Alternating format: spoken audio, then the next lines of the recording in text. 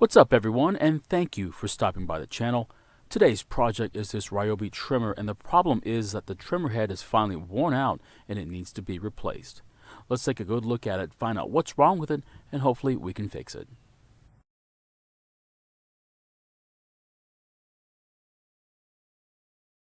In this video, we try and repair this trimmer. However, it may not be the exact repair you need to make to yours.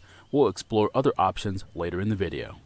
This Ryobi trimmer is very special. In previous videos, we serviced the carburetor and even got the electric starter working minus the battery. It's also in great shape because it wasn't used very much, but the reason why it wasn't used very much is because it's extremely heavy. It does make up for the weight though by being extremely powerful, thanks to its huge engine. That power, however, has taken a toll on the trimmer head, and that's where this Weed Eater Max comes in. It's being used for parts, and in this case, we're going to use its trimmer head. Now, we could just go out and buy a new one or order one online, but why would we do that if we have one available already? Now, if you don't have a parts trimmer, of course, you would buy a new one. Let's first start by removing the old heads first. Use some locking pliers and lock the shaft from spinning, and then turn the heads loose.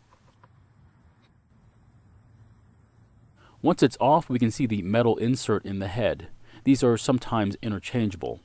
After that, we'll remove the one off the Weed Eater brand. Unfortunately, I don't think the insert for this one is removable, and that's kind of important when you realize that the inserts aren't the same size. We can confirm that by trying them on the other trimmer.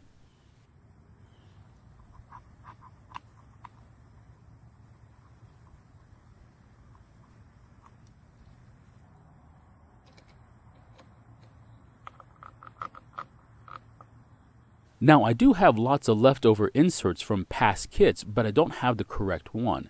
That doesn't mean we're stuck, it just means we're going to have to think about this a different way. So what we're going to do is swap the gearboxes instead. The only thing we have to do is make sure the shaft sizes are about the same, and it looks that way. Now, if you're not sure, do exactly what I did, which is use an adjustable wrench to size one shaft and then compare it to the other one. Simply remove the set screw if there is one, and then loosen the clamp bolt. After that, pull it off the shaft and swap the gearboxes.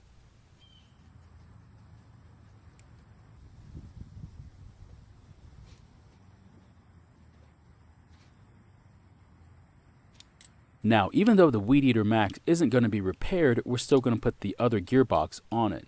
Just in case we decide to do something with it, in the future it'll be in one piece.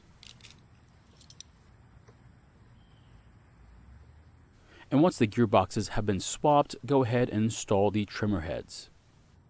Another reason why your trimmer head could be wearing out quicker than normal is using the wrong size line. The spool inside the head usually has markings on it that tell you what size line it can accept. The reason I know this is because I've been guilty of it myself. The trimmer line would get stuck and I would tap the trimmer head more often to get it freed up.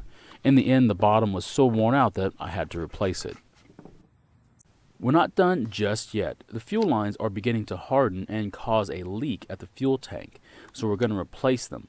Just remove the old lines and cut new ones. You can see that the line in the tank is very stiff as compared to the part of the line that was outside of the tank. I don't have any Tygon line at the moment, so we're going to use the clear regular line. It's extremely cheap and the lines are very easy to replace. Just as a reminder, the top port on the carburetor is for the return line, and the bottom port is for the fuel filter line. We did replace the fuel lines last year, but the repeated use of ethanol gas in the mix, along with keeping the tank full, has made them harden faster than normal. Unfortunately, I'm not going to start this trimmer up in this video as I already know that it's working. If you'd like to see this trimmer running, I'll put a link in the description. So my question is, would you consider using a used trimmer head from a parts trimmer that you have in your garage, or would you buy a new one? I know what I would do, but I'm more curious about your answer. Thank you for watching. I really appreciate your time. Please feel free to ask any questions, and I hope to see you in my next video.